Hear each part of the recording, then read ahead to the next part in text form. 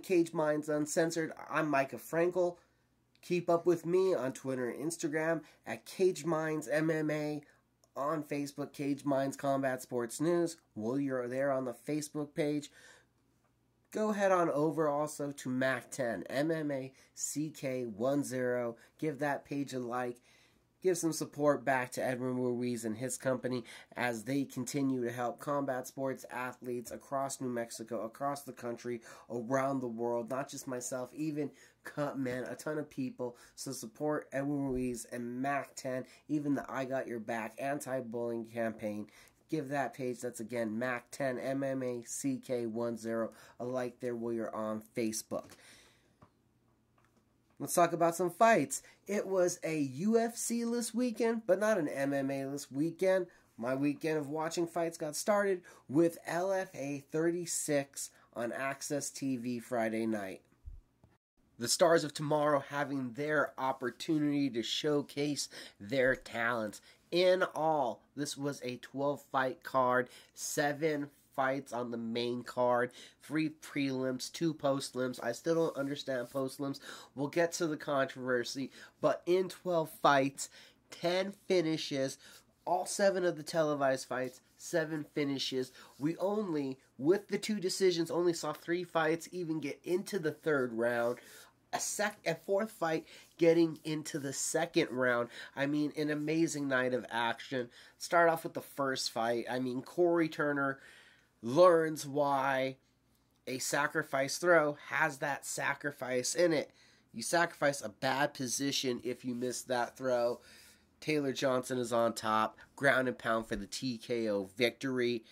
Tommy Aaron gets a big win, submitting, handing the first loss to Troy Guerrero, a Cub Swanson protege. Troy had issues grabbing the cage, almost got away with it, but was set back on his butt by the referee, losing the position after grabbing the cage to get up.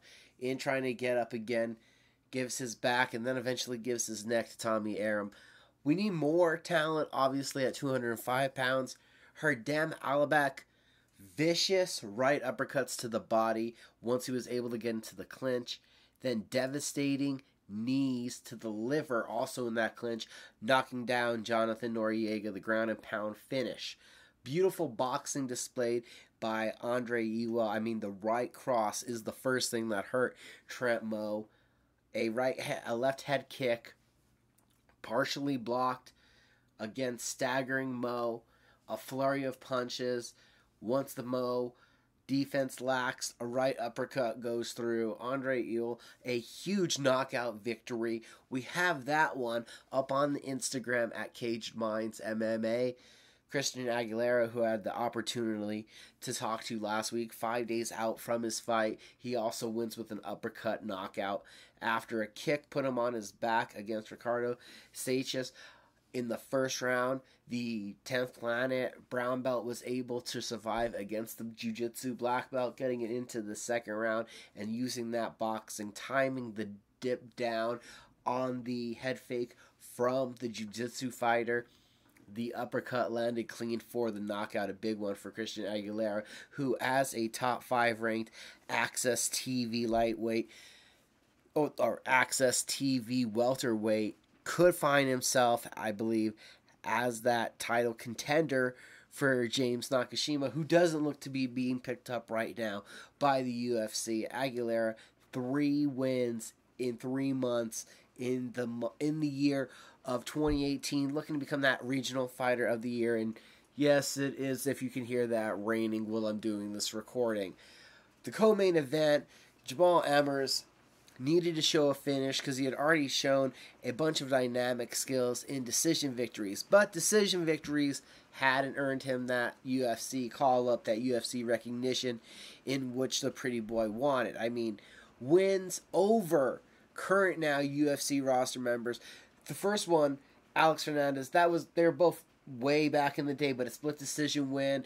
It was like 2-1 and 2-0 at that point for those two, but Emmers has a win over Hernandez, and Hernandez has looked, oh my god, spectacular when he knocked out Beneil Dariush.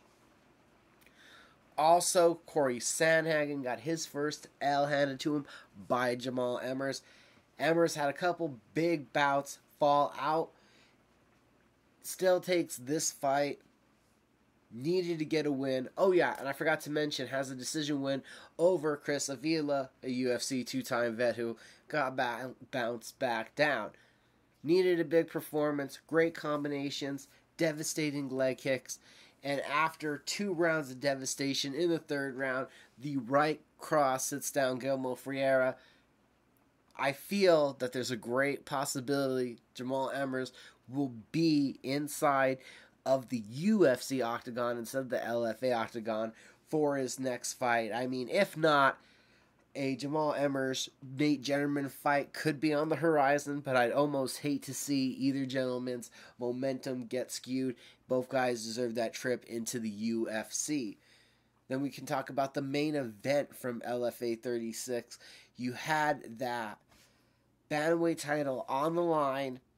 Vinicius Zani, a vicious striker from Brazil, challenging Ricky Simón. Simón had won the title that was vacant, taking the decision victory from UFC vet Chico Camus, halting his momentum after a big win streak, leaving the UFC. Simón had shown off a versatile skill set coming up through the regional scene, said he wanted to get back to being a finisher. And a double left hook. The first one to the body, actually just hitting the elbow, but the second one up top hits Zani right in the temple. And from there, it's on. You have Simón in kill mode. A step in, left knee to the body, crushing Zani downwards. You get the left hook, right uppercut, right hook, knocking down, just battering the Brazilian. The ref jumps in. The finish, again, is on my Instagram page. A huge win for Ricky Simón. Defends that LFA bantamweight title. I was prepared to talk about how this may put him as the top prospect in these lower weight divisions outside of the UFC. But it seems as the UFC, immediately following that devastating finish, has scooped up the LFA bantamweight champion. Congratulations, Ricky Simón. Can't wait to see him in the UFC. Ton of top prospects getting to showcase what they had inside of the octagon on Friday night. And following that Access TV main card, you still had a pair of fights. And the one that everybody is talking about, the whole world is talking about, a heavyweight matchup. Irvins, Ayala, and Drew Chapman. Ayala knocks down Chapman, goes to follow up with a hammer fist coming down, and knocks himself out, falling on Chapman's knee. Chapman then rolls over Ayala, victorious.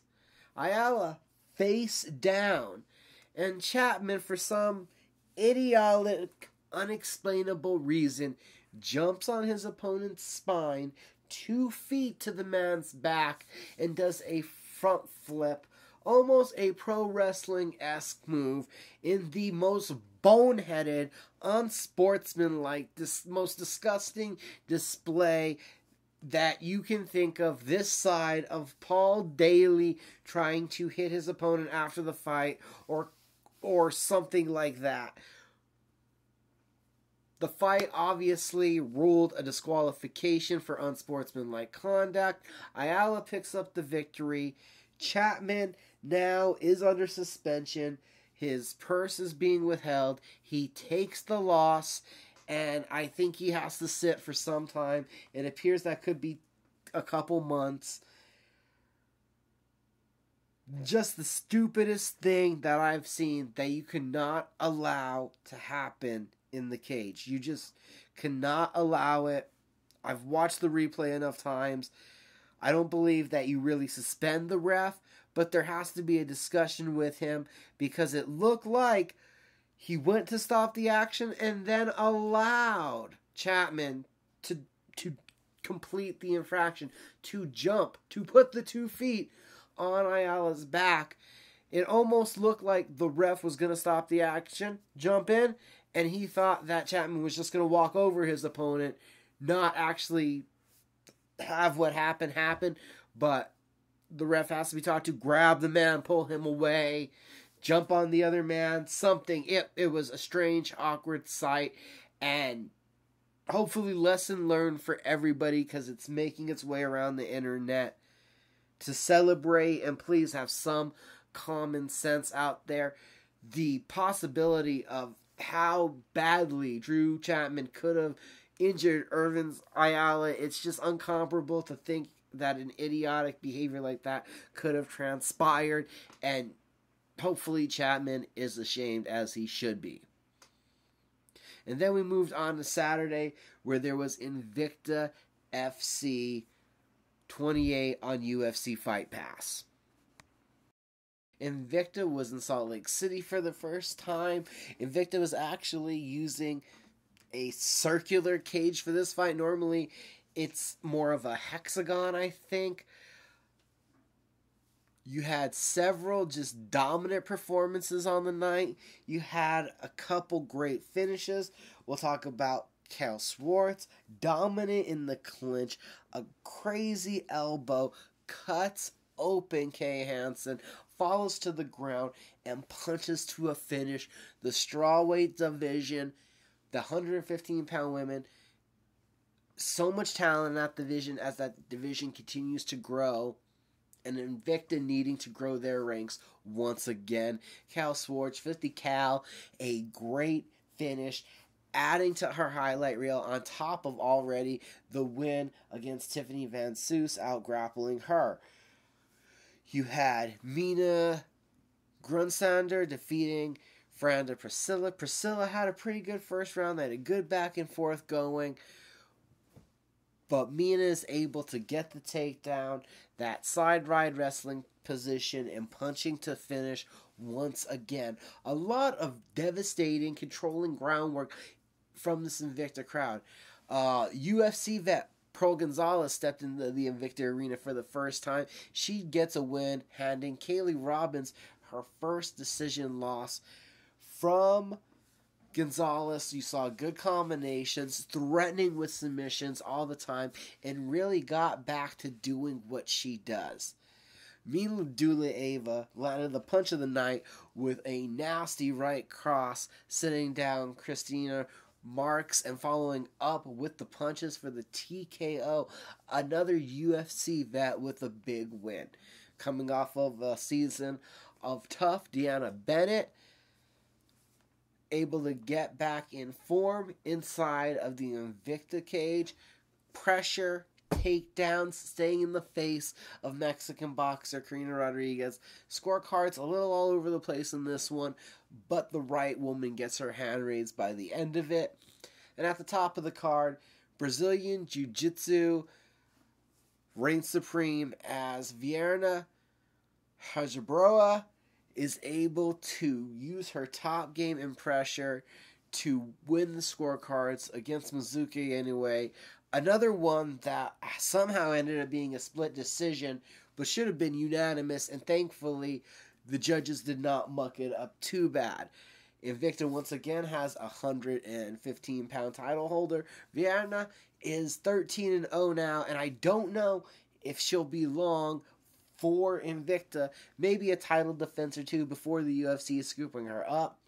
You look through this Invicta card, and the first 4 or 5 fights was a rebuilding process. It's trying to groom those prospects. The top 5 fights, some good solid veterans. Invicta's in an awkward place. Invicta was in a place where they started out coming to showcase the best that the world had to offer in female mixed martial arts. With Jewel, with Ryzen, with Bellator, with the UFC, all pushing and accepting women's mixed martial arts has been a great thing, but it's hurt Invicta in the manner that now they are just losing talent left and right, and it's making harder for them to keep notoriety, to keep to keep recognition of the fans knowing who they're putting in the cage. Some of these names you're just seeing because a lot of girls are turning pro and heading to Invictus. So Invictus kind of in this constant growth process where you've seen a top prospect. Invictus not going to get to have them flourish and help build the brand or get notoriety in the same way they were. Where Atisha Torres, Michelle Waterson started off, where Cyborg was there for a while, where you did have other women helping the brand. That day is kind of a little harder to get to as the UFC is swallowing up fighters consistently from Invicta as they get a name. Alexa Grasso comes to mind, where she didn't even get to the title as they scooped her up right away. It's hard for Invicta to continue to put together main events and having girls headline cards when they're rapidly getting moved up. But Invicta, again, another fun night, a lot of grappling heaviness. The 3 stoppages were some fun ones. TKOs, all of them. A couple sharp shots really landed from Dudieva. Fun to see Pearl Gonzalez get back in the win column.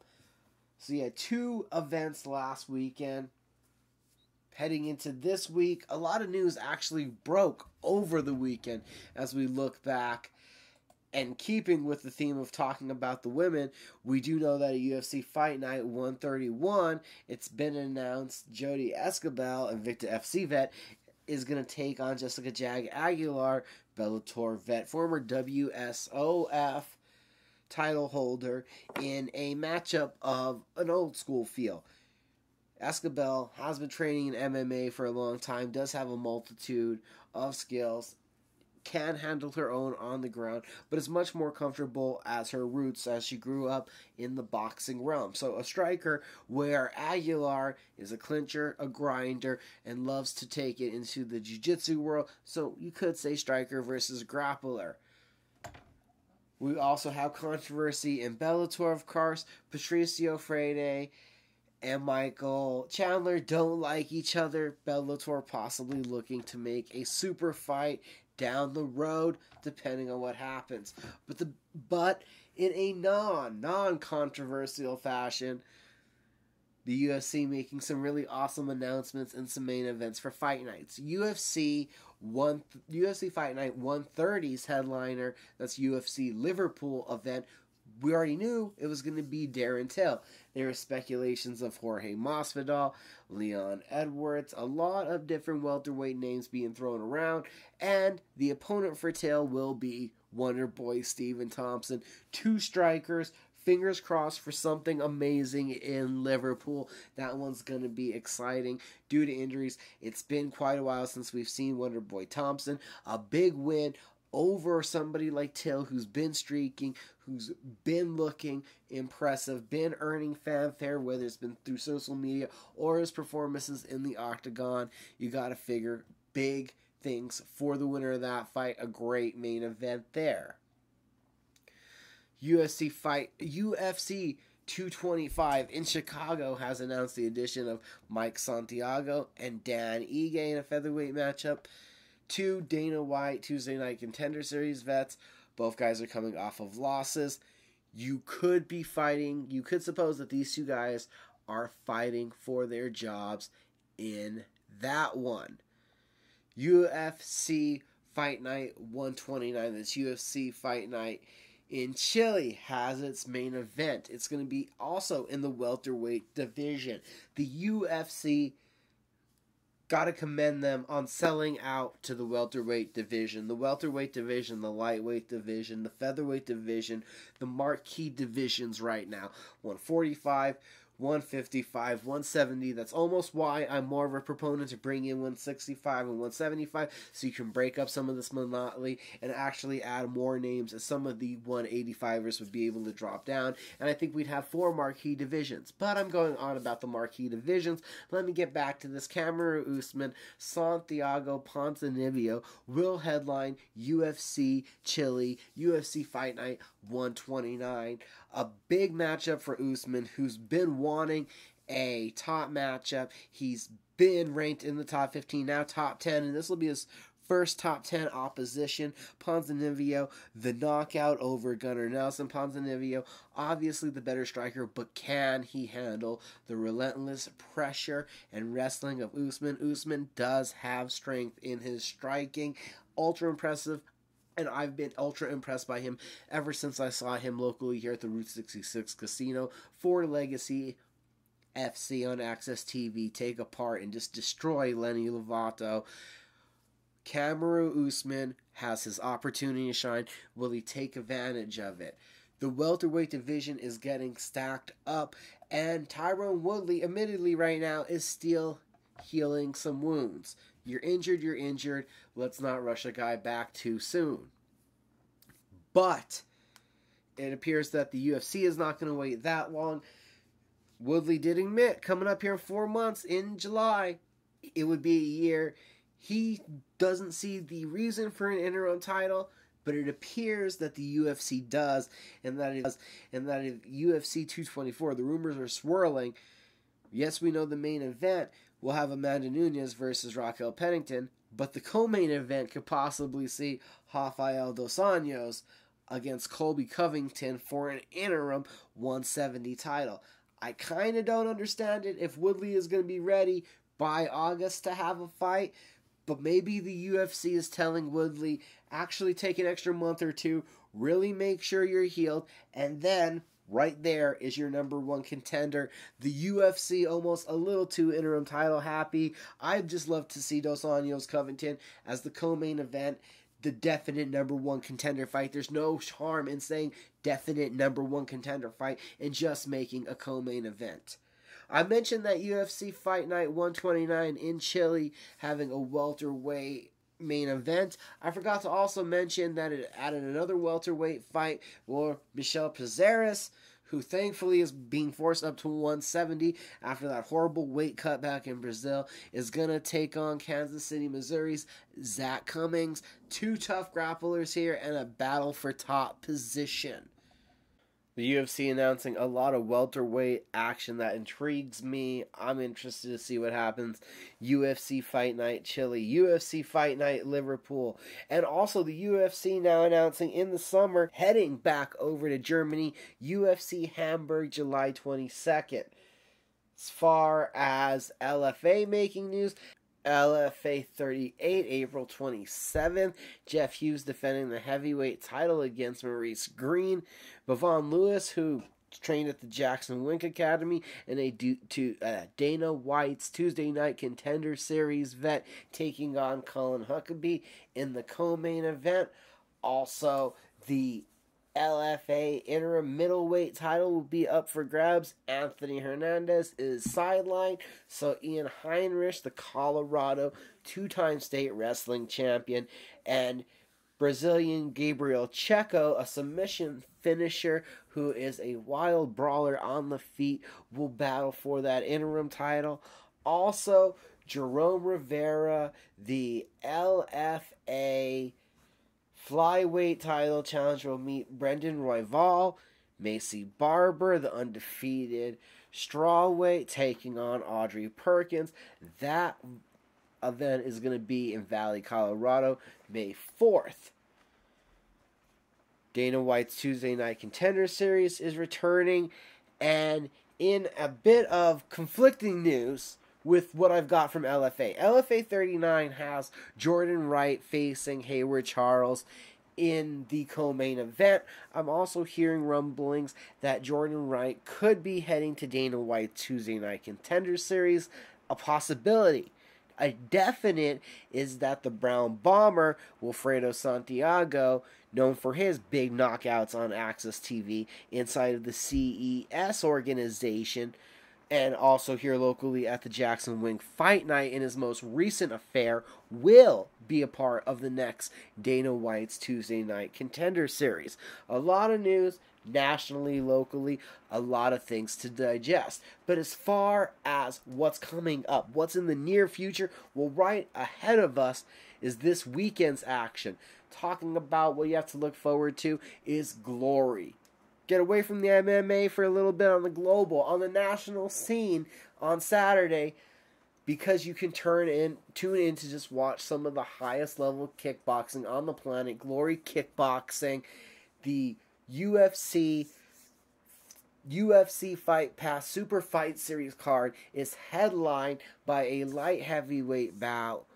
Pavel Zurl from the Ukraine, 71-11 professional record, taking on tough legacy LFA vet Myron Dennis. Last time we saw him, yes, was inside the LFA cage, but was a legacy, a Glory Kickboxing vet. That fight sure to be a banger. You have then to tune over to the ESPN3 stream of Glory 52 Los Angeles, the main card. This is in Los Angeles. UFC vet Chris Camozzi takes on Mike Laramie in a featured fight. That one is for sure going to be a brawl. The co-main event has young Zach Wells looking to make a huge impact in the Glory rankings as he takes on former welterweight champion Simon Marcus, and the main event has the featherweight title on the line. Interim Glory featherweight champion, New York's own Kevin Vanderstrode, wants to unify the titles and take away the gold belt as he holds the silver belt. Yes, Glory, really cool. They give the interim champions a silver belt, and the full champions still have their gold belt. Roman van Roosmalen, the Netherlands, the Holland fighter, the Dutch kickboxer with the traditional style of pressuring you combinations and ruthless low kicks. Vanderstrode, a little more of a martial artist in the freewheeling movement, looking for the more unorthodox styled strikes. That's Glory 52. Here locally in New Mexico, and you can view it also on the Cage Minds Combat Sports News Facebook page. I'll be doing commentary for my stream.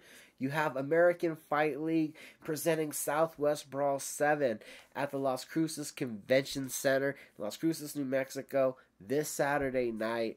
A card that will see 3 professional bouts, and it looks like 11 amateur contests. You know how things change for regional promotion at the weigh-ins, but Southwest Brawl 7, a fight against cancer to support Team Mia, to support referee Joel Ojeda, his young daughter battling cancer. They'll be selling t-shirts at the event. We want to give this family a lot of support.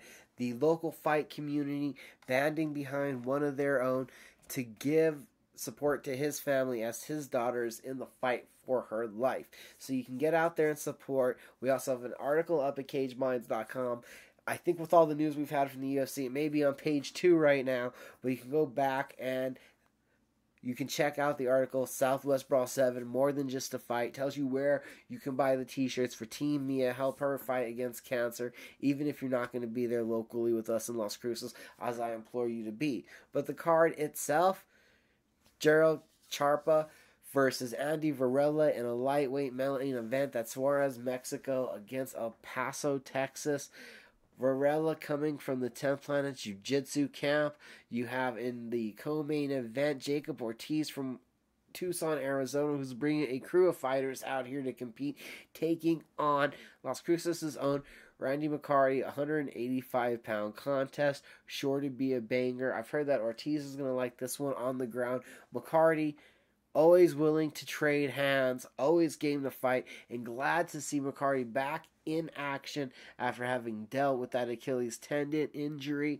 You have tough wrestler Stephen Ojeda taking on Juan Gandaras, making his pro debut. I saw Gandara display his grappling and wrestling skills in his last amateur bout at King of the Cage. He says he likes to strike. It could be an interesting one.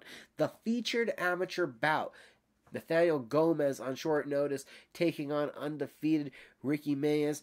Ricky has shown off a plethora of skills in his couple fights. Saw him at the Jackson Wink Fight Night, a tough amateur, a bantamweight to keep your ear on as he progresses through the amateur ranks here. had a chance to catch up with CJ Boston. He's going to be taking on Lamar Harris. You can check out CJ's interview here on the YouTube channel, Caged Minds MMA Show. Also caught up with Richard Jennings, Alamogordo's own 4th degree black belt, is going to be taking on Jonathan Rivera, who comes to us from Tucson, Arizona. You have Steven Robbins taking on Vincent Garcia in the lightweight division. Jeremiah Jackson taking on Kemoy Anderson in a welterweight contest. I also had an opportunity. I did have an opportunity to talk to one gentleman from Tucson, Arizona, and that was Cody Davidsworth, who's going to be in a flyweight contest against Ivan Rios, Las Cruces' own. Cody's going to be heading into enemy territory. You have James Landala taking on Manny Villarreal. Thomas Horton, Belen's own, fighting out of the Pettis Fighting Systems, taking on Abraham Alvarez. Aiden Broadington, who's been training out of the Jackson Wink Academy, who his video interview, yes, we got him on video, is up. And he's going to be taking on Jonathan Green. Not to mention my guest on last week's Red Menace TV, Aaron Taylor against Daniel Telemontes, and kicking the night off what we have in a 140-pound contest, Las Cruces' own Mark Curzani against John Calderon of El Paso, Texas. Get out, support the future of mixed martial arts. We got 11 amateur contests, 3 professional ones in a night of MMA action. It's going to be a fun night of fights, and the local scene can only continue with support. So get on out, enjoy a night of live action, and come support the local fight scene. Take a look at the local calendar. April 21st, MMA action in Hobbs. For the first time in quite some time, School of Hard Knocks presents Havoc in Hobbs. MMA action the following weekend in Clovis, thanks to Art of War Promotions. May 12th, we're talking about boxing as School of Hard Knocks Promotions presents Chaos in Clovis 2. So we have a packed March and April, even a little bit into May of local action. Talking about the UFC has a ton of action, Bellator, LFA, a whole ton of stuff, and I'm glad that you listened to me talk about it all. Again, keep up with Caged Minds on Twitter and Instagram, Caged Minds MMA, Caged Minds Combat Sports News on Facebook, and a shout out one more time to Mac10, that's MMA CK10. Give them a like while you're there on Facebook too. Thanks for listening.